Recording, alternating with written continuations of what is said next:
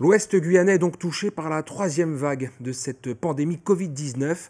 Face à l'augmentation des entrées de patients Covid dans le service de réanimation, le plan blanc a été déclenché au centre hospitalier de l'Ouest guyanais vendredi dernier.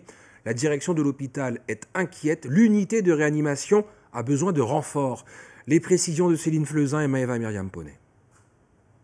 7 patients Covid dans le service de réanimation. Il ne reste qu'un lit de libre. Les entrées sont plus fréquentes. Hier, 4 malades atteints du coronavirus ont été admis d'un coup. Face à la dégradation de la situation sanitaire dans l'Ouest, déclencher le plan blanc était une nécessité selon la direction. Nous avons décidé aujourd'hui d'accroître notre capacité de 2 lits supplémentaires que nous allons localiser au niveau des urgences, de manière à pouvoir la porter à 10 lits. Et nous réfléchissons d'ores et déjà à pouvoir la porter à 12. Mais encore une fois, c'est beaucoup plus compliqué cette fois-ci qu'au cours des 2 premières vagues. Beaucoup plus compliqué, car si le matériel, les médicaments et les tests de vaccination nécessaires pour maîtriser la troisième vague épidémique sont largement disponibles, ce qui manque cruellement dans l'unité de réanimation, ce sont les moyens humains.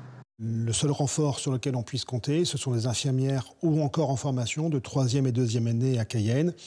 Et évidemment, ce n'est pas le même renfort que celui que nous avions en première et deuxième vague, où on avait des infirmières, des aides-soignants aguerris, venus de métropole et qui pouvaient utilement nous permettre d'étendre nos capacités hospitalières. La situation est telle que le service de chirurgie a été déprogrammé aujourd'hui pour renforcer les capacités de réanimation.